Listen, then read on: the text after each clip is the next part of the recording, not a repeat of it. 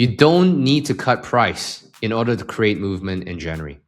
When people feel confident, they buy, and they buy at full price when they trust. Now, I want to start with something I saw on Reddit just last year, late Jan. Someone asked a simple question: how's everyone's January going so far? And the replies were brutally honest. Strong first 2 weeks, and then it fell off a cliff. From the 16 onwards, it's always slow. I stopped checking daily numbers. It messes with your head. And if you run an e-commerce brand, that probably sounds familiar. January never looks the way that we want it to. And for some reason, every year we still act surprised.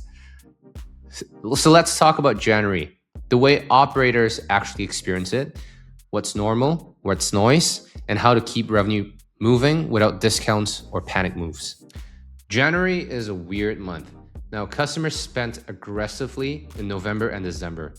They're staring at the credit card statements, returns are just rolling in, paid traffic gets temperamental, acquisition slows down, and everything just feels quieter. Even if nothing is technically wrong, that Reddit thread that I saw last year had people across categories saying the same things. Backpacks, home decor, D2C, B2B, US, UK, it doesn't matter. Different businesses, different markets, same pattern. The mistake isn't that January slows down. The mistake is that we're expecting December behavior in a January body.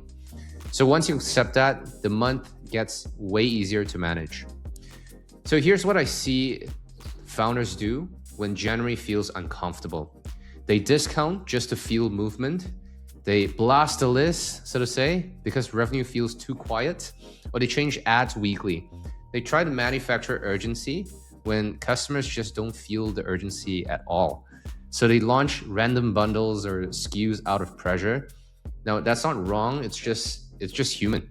But most of these moves don't solve the root problem.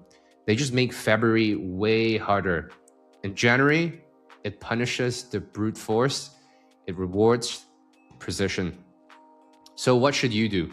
Now, first of all, January is the month where your Q4 buyers carry the whole thing. Now, these are people who have already bought from you recently. They're not window shopping. They're not comparing options. They've already trusted you once, which means they're the easiest people to activate right now. So instead of thinking, what can I sell cheap to get numbers up? A better way to question January is, how do I help these customers get more of what they have already bought? That can look like checking in, sending tips, showing how they can use their products better, or reminding them what outcome they're chasing and they're promised. It's simple, but it keeps revenue coming in without eating margin. Second, January responds way better to reset energy than it does to urgency. People are already in this quiet, clean slate mode. It's start of the year. They want routines. They want to feel organized. They want to get their lives back under control after the chaos of year-end and Q4. So if you're in wellness, home, skincare, fitness, consumables, this is the month. This is the month to speak to that mindset. Angles like, let's start fresh. Let's rebuild consistency. Refill before you run out. Set yourself up for the year. All of these angles are perfect, and you don't need discounts when the message itself feels timely. Number 3, bundles work really well in January only if they feel intentional. This is where routines, setup packs, habit stacks, complementary items, these things shine.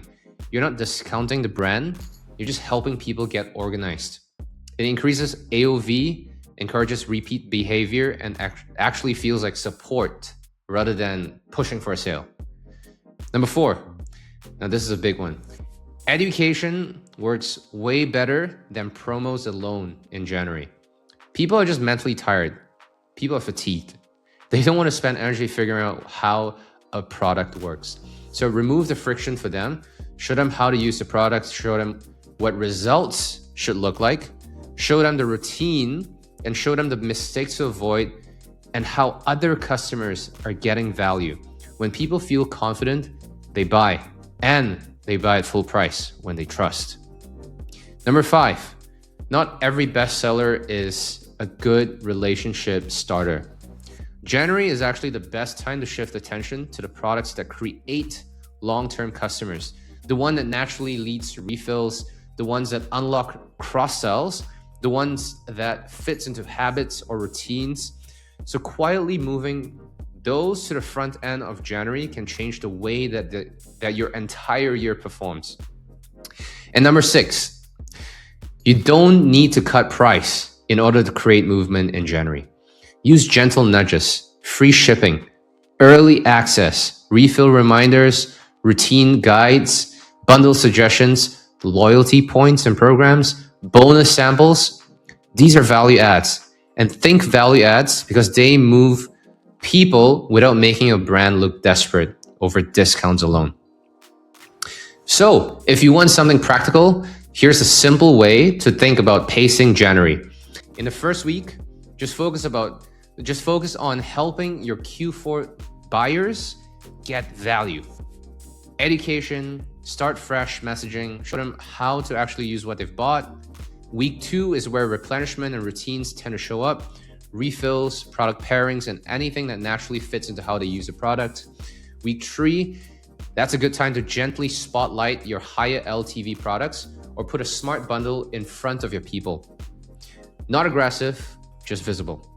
And in the last week, keep it light. Community, social proof, or even just a simple check-in that pulls people back without pushing them to buy. Nothing flashy, just a steady way to keep revenue flowing without hurting margins. January feels bad when you try to make it do a job it's not meant to do. If you feel like you're pushing it like December, everything feels heavy. Ads feel expensive, emails feel quiet, you start to second guess things that were working just a month ago. But when you slow down and use January to clean things up, support the customers you already have, and tighten the back end, your whole quarter feels easier. One last thing before we wrap up. At Kronos, every piece of content we put out has a clear purpose. We want to give founders clarity. We want to reduce guesswork, and we want to make sure that you always know which levers you're supposed to be pulling and are worth pulling, and which ones are not. That's why we made this video, and January can feel confusing even for the most experienced of operators. And if this helped to make you make sense of the month, then you already understand the kind of work we believe in. Practical, grounded, and revenue-driven. And if you want more of these deeper insights, step-by-step strategies, real examples, and weekly commentary of what we're seeing across the industry, we're putting that all into a newsletter. You can subscribe using the same QR code you saw earlier. And if you're looking ahead and you want email, SMS, or push to actually support your growth this year, or you want someone to help you identify the exact retention levers that will make the biggest difference for your brand, you can book in an audit with our team and myself. The link is in the description. All right, I'll see you on the next one.